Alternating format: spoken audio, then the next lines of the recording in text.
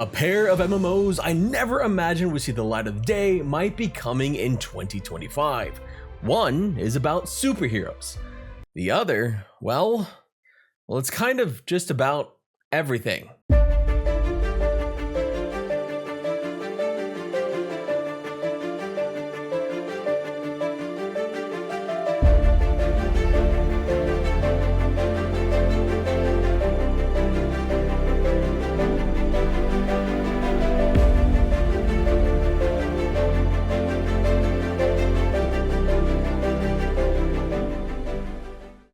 Pantheon Rise of the Fallen, another long in development MMO, moved into early access, and Elder Scrolls Online is making a huge change to their content that has caused some to claim the game is going into maintenance mode, while others have likened it to a refreshing change of pace.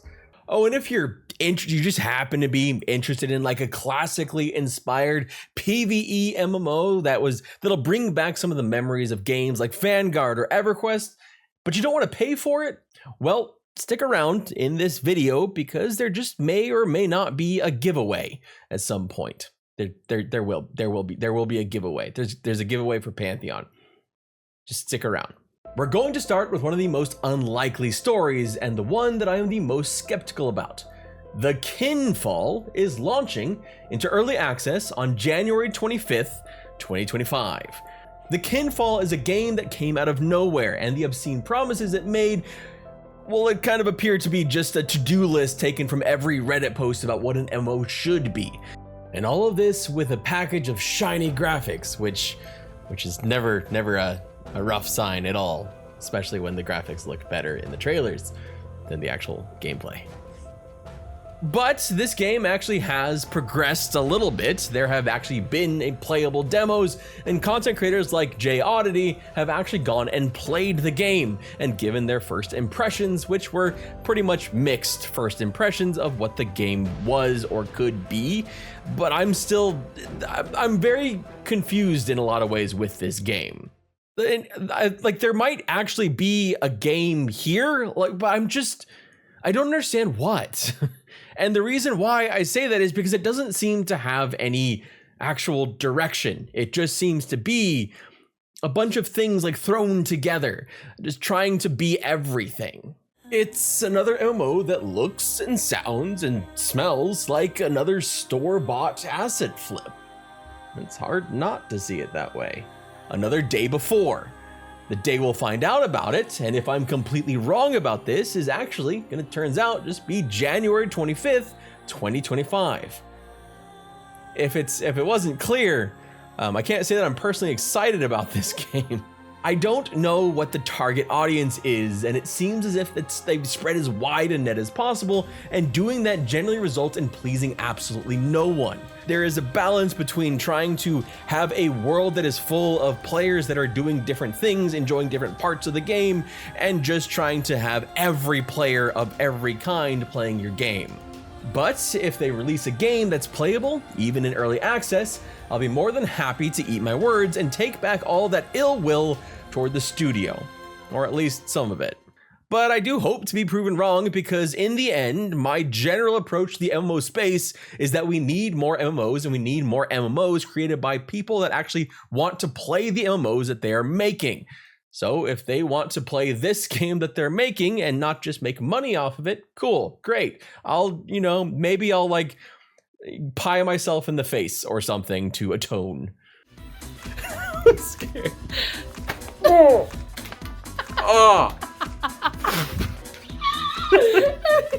No information yet on if this will be a paid early access or exactly what it will entail, but I will be sure to try it out and give you a first impressions. For the next story, I'm going to go over this in the briefest of terms because I've already covered Pantheon quite a lot on this channel, and I've actually been streaming it a lot. But Pantheon launched into early access on December 13th, and it's exceeded expectations of not just some of its players, but the creative director as well. Am I happy with how good the EA has started? Oh my goodness, yes. Yes. It has exceeded expectation. Has it been perfect? No. But it has exceeded expectation. I think it's so important that I think this step was so important. It's so important. And the more that I see unfolding in different communities and different places where Pantheon is discussed, the more important I think the step was. Pantheon currently sits at mostly positive on Steam with just shy of 600 reviews and over 78% of those being positive. It hit a peak of just over 2.3 thousand players, with the caveat that previous backers of the game, those that pledged over the last 10 years or so, are not counted in those Steam numbers or in the reviews, as they play the game directly through its launcher as they have over the past year, instead of launching through Steam. A post-EA launch patch with some fixes to hopefully address some performance issues, bugs, and add some more content should be coming before the Christmas break, with more updates resuming in 2025. On the downside for Pantheon's release, because it's not all warm and fuzzy, Buddy Keys, a promised perk for founders of the game, have been delayed.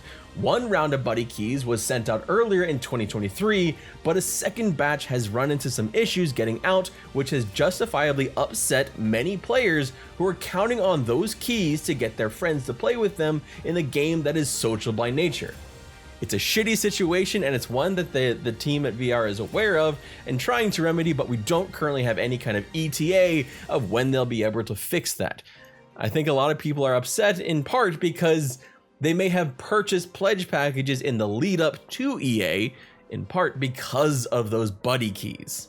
They've also had some server issues with the most populous server, to the point where they had to stop character creation on that server because it was just too overloaded with people. It's still too soon to see exactly what they'll do, but they did launch with a huge server list, and players honestly did what players normally will do, and they kind of consolidated. It left like some servers that were underpopulated and some that were overpopulated. They have a way of dealing with this server population issue where they have an overflow server, so you'll have the 0 server and then a 1 server, and the most populated server actually has 2 overflow servers, but it's still not quite enough to deal with it just yet. You know, basically growing pains. But now that I've finished talking about the problems they've encountered, how about a giveaway? Visionary Realms was kind enough to give me a few game keys to give away, and while I've already given a few of them away over on Twitch, I want to make sure all of you get a chance to get one here as well. This will be for a Steam copy of the game, and all you need to do is be able to contact me through Twitter, Blue Sky, or Discord to claim your key. In order to enter, type out the phrase that is on the screen right now and then include it in a comment down below. I will pull a winner randomly from anyone who has written that word in their comment. Once a winner has been announced, I will comment directly on your comment and give you a week to reach out to me to get the key. If no winners claim it, then we'll move on to another one, and I'll draw out another person until I find someone who responds and takes the key.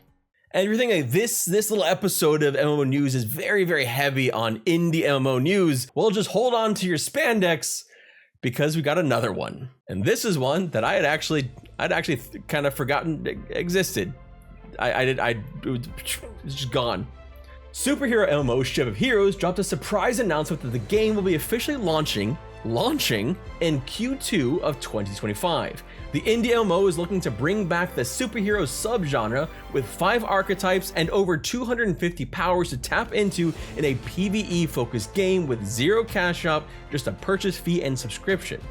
Watching the trailer of Ship of Heroes, a game I'm admittedly not that well versed on, kind of actually reminds me a little bit of Second Life of all things, especially the animations. But it's a game in a subgenre that is woefully underrepresented in the MMO space, with DCUO probably standing out as the largest superhero MMO still around, though City of Heroes Rogue server is also alive and kicking, as well as Champions Online. So if you want to put on your spandex and fly through a giant ship of heroes, you'll get to live out that fantasy soon from the sound of it. But what about a more established game? A game from a big studio, not an indie studio, not a studio with questions, not a studio that we know nothing about. What about ZeniMax Online and Elder Scrolls Online? ESO has for years run on the annual content plan, where you have a big expansion with content leading up to that expansion. These chapters. Starting in 2025, Elder Scrolls Online will be making some sweeping changes, moving away from those annual chapters into 3 to 6 month seasons. They will have a mix of theme story content, events, store items, and dungeons. The way they're explaining this is that instead of loading content into a big annual expansion, they'll be able to provide it in smaller bite-sized pieces of content while also potentially being more agile to fix bugs and be more experimental. Switching from the big annual expansions to smaller content drops is always going to cause some alarm.